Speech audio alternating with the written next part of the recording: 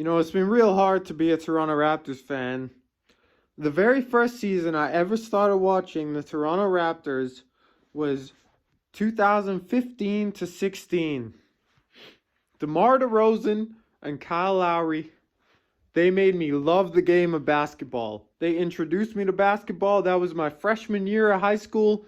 And DeMar DeRozan and Kyle Lowry, rookie Norman Powell, JV Vakitis, they made me love basketball. But since then,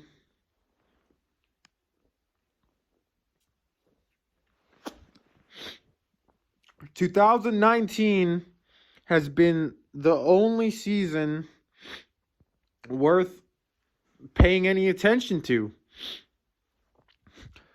The Tampa season, that's a write-off.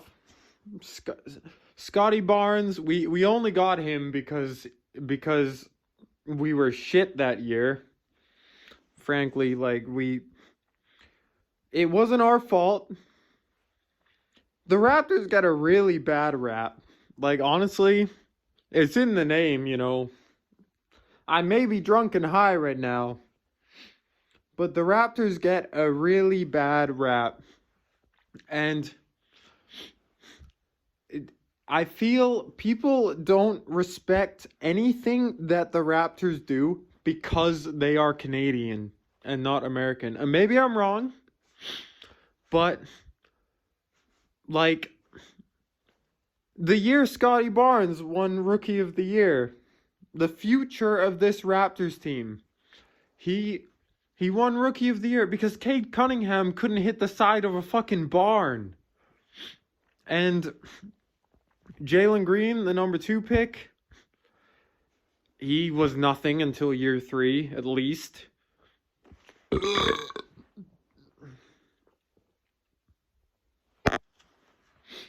Evan Mobley, whatever. He's fine. He's fine. Rookie year, no one knew he'd be the best player in the draft class. I will admit, Evan Mobley is a better player than Scotty Barnes as of right now, 2024 to 25, March, whatever. But for the entire history of the Toronto Raptors, they've gotten a really bad rap. When the Charlotte Bobcats were still a team, the Toronto Raptors were objectively worse than the Charlotte Bobcats, whether that was true or not. And, LeBronto? That's fucking bullshit right there. LeBronto is... You know why Toronto lost to LeBron 3 years in a row? Because they were the only team that was fucking good enough to face LeBron 3 years in a row. Paul George and the Indiana Pacers, the LeBron killers. 2014, Paul George comes back from that broken ankle, the most fucking gruesome injury you can ever watch. Go watch it on YouTube right now. It's horrendous. I wouldn't wish that on my worst enemy, but he came back from that, to his credit. Whatever you want to say about Paul George's LA tenure, I mean, as far as Indiana goes, he's second after Reggie Miller all time.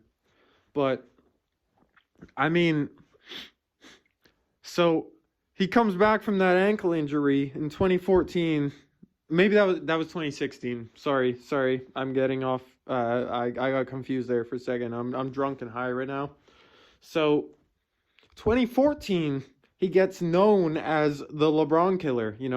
Paul George, George Hill, who they traded Kawhi for, which is a whole separate fucking incident right there. But Paul George, George Hill, I think they had Al Jefferson at that point. They are the rival to the Miami Heat. And they fucking lose to LeBron James and the Miami Heat. So then, 2015, they beat the 60-win Atlanta Hawks in round 1, round 2, round 3. It was the conference finals. I don't remember who they played in round 1 and 2, but either way, they fucked them up. LeBron James. He's just that good. You can't beat LeBron James in the playoffs unless you're Stephen Curry. So, look, I mean, 2016, 2015, nobody beat him. What Atlanta, I already said that. Sorry, I'm drunk and high right now.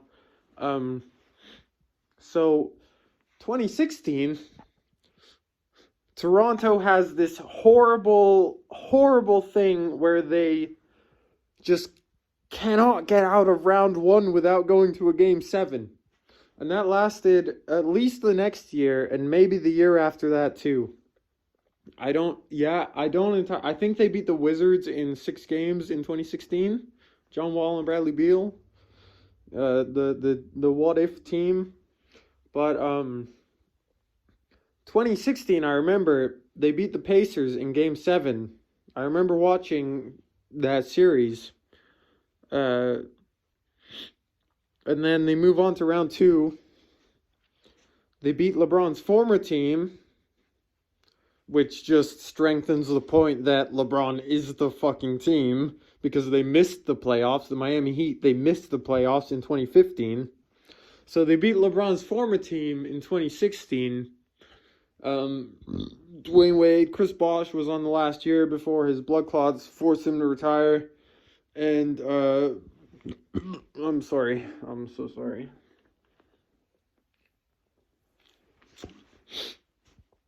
So they beat them in game 7. Kyle Lowry had that crazy buzzer beater. I think it was game 6 where Kyle Lowry hits that buzzer beater. Half court. One of the best shots I've ever seen live. Oh, I remember watching that. I was in high school. I remember watching that game live, and it was fucking amazing. One of the best moments I've ever had as a Raptors fan. But you know how Toronto got to that point of fucking losing to LeBron James in the Eastern Conference Finals? So, I mean, they won the first 2 rounds of the playoffs, obviously.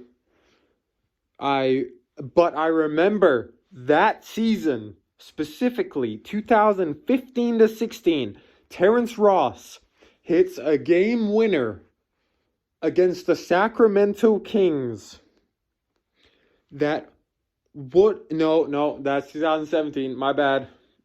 This is all in one take. I'm drinking and I'm high and whatever. I'm sorry. 2016, they deserved to lose that series.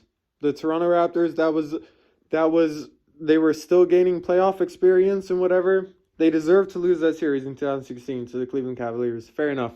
The Cavs came back 3-1 against the Warriors. LeBron, he, in my eyes, cemented himself as the greatest player of all time. That's just my opinion in 2016. But 2017, after they had that experience, losing in only 6 games to the Cleveland Cavaliers, LeBron James, Terrence Ross, against the Sacramento Kings in a regular season game. Because that season, 2016, 2016-17, the Toronto Raptors got their greatest record of all time with 59 wins, if I remember correctly. 59 wins, and they tied with the newly formed Kevin Durant Golden State Warriors for the best record in the NBA. But that season, okay, I am definitely remembering wrong here, but you're beginning to understand my passion as a Raptors fan. I do remember there was something to do with Terrence Ross. He scored a game winner, a legal game winner that if you or I took at the fucking YMCA, we'd be arguing that it should have fucking counted. But he took this game winner against the Sacramento Kings, buzzer beater, 3-pointer, a shot of the year, right?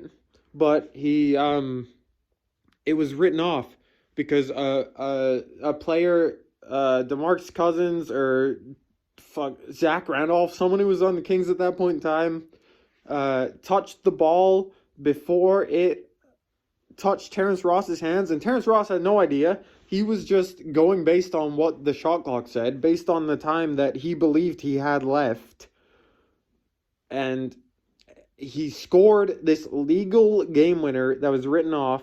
And I remember that they tied with the Warriors or the Cavs. This might have been 2016 when they won 56 games, which was at the time a franchise record. They tied for the best record in the East. Yes, it was 2016 because they tied for the best record in the East with the Cleveland Cavaliers. But they lost game 1 and 2 at home in that Eastern Conference Finals against the Cavs.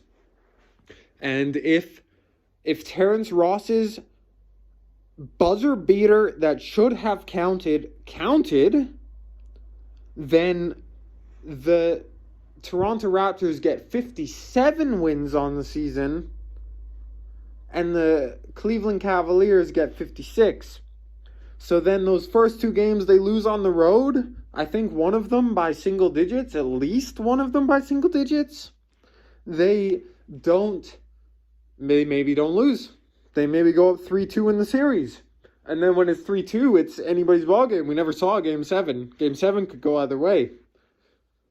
And so the LeBronto narrative is bullshit because Toronto was the only team. DeMar DeRozan and Kyle Lowry, if you're talking about the 1970s, fucking Julius Erving, he ain't got shit on DeMar DeRozan. DeMar DeRozan and Kyle Lowry were the only players good enough to lose to the Cleveland Cavaliers 3 years in a row. You know who lost? You know what happened to the rest of the East the other 2 years that the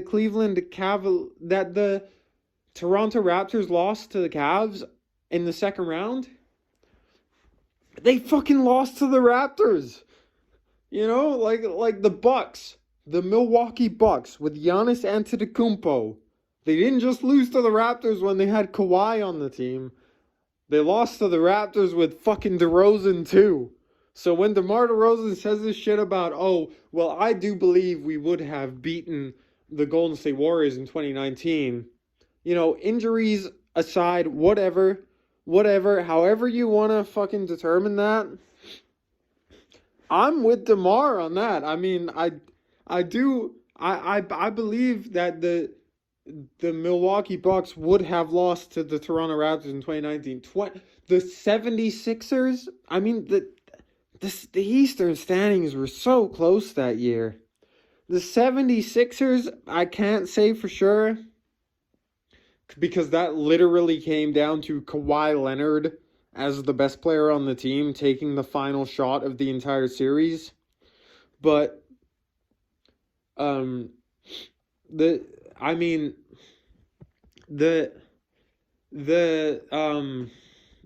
what's the word? The 76ers would have maybe won that series either way. But the Milwaukee Bucks would have lost for sure. I mean, DeRozan beat them. DeRozan and Lowry literally fucking beat them. And I can't remember. I remember Danny Green hitting that game winner in Orlando. I think that was during the regular season, though. Even though they played in the playoffs, I think that was during the regular season. So, I mean, the Toronto Raptors were. Now I'm willing to like drop down my expectations and say that they were the second best team in the East in the 2010s.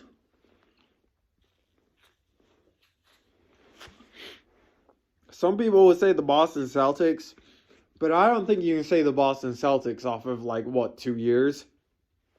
I think in the 2010s, the Toronto Raptors were the second best team in the East. And that year where James Harden played point guard, it might have been the year he got MVP, 2018.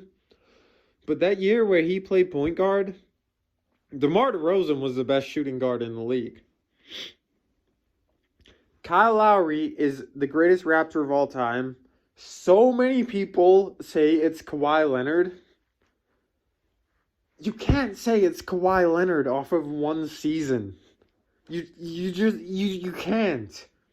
And I mean, Kyle Lowry I don't have the numbers off the top of my head. I haven't done any research or like any script or anything for this, but Kyle Lowry definitely owns the all-time assist record for the Raptors. He is at least top 5 in scoring, if not top 2 after only DeMar. No, top 3, because I think Vince is second. And he was there when they won the championship. He was the second best player on the championship team and played from 2012 to 2021. What is that? 10 seasons? You can't discredit his 10 seasons as a Kyle Lowry is the GOAT. If you go on basketballreference.com, they literally have him as the GOAT. This is not just my opinion. That is his official nickname on basketballreference.com. And so I mean, I have so many opinions on so much shit. I'm outspoken, and I firmly believe in my Toronto Raptors. I believe they will be a top 6 playoff seed in the 2025-26 season, next season, when Kyle Lowry will retire and have his number retired as a Raptor, 2026. Quote me on that. I believe the Toronto Raptors with Brandon. I believe if they can just pass the Sixers, the Nets, and the Bulls need to lose. That's a huge if. But I think the Bulls are trying to lose. And if the Bulls lose, I think the Raptors can finish top 6 in the Eastern Conference this season. Top 8, sorry. And then top 6 next season. And then when their average age is like 26, you don't know where they can go from there. Don't tell me you know where they can go from there. No one knew what kind of player fucking Kyle Lowry would be at 26. Turn into the GOAT of our franchise. But, I mean, I have a lot of opinions on my Toronto Raptors, but I'm drunk and high, and I just came out here away from everything to just express my opinions and see where it goes. So tell me, let me know what you think. If anybody ever sees this ever, let me know what you think. But I do think the Toronto Raptors are very disrespected. They're an extremely disrespected franchise. To say that they have had the best winning percentage since, like, other than the Warriors, maybe even including the Warriors, because the Tampa season, that doesn't fucking count. All they had was Fred VanVleet, Siakam, and they played 82 away games that year. That doesn't fucking count. So, I mean, let me know what you think, but I think the Toronto Raptors, to say that they are as good as they have been for this long, Masai Ujiri, the best GM in the league, Alex McKechnie, the best medical science, sports science dude in the league, whatever, he's been the team doctor for like 10 years or whatever. I don't think they get the respect they deserve. And that's all.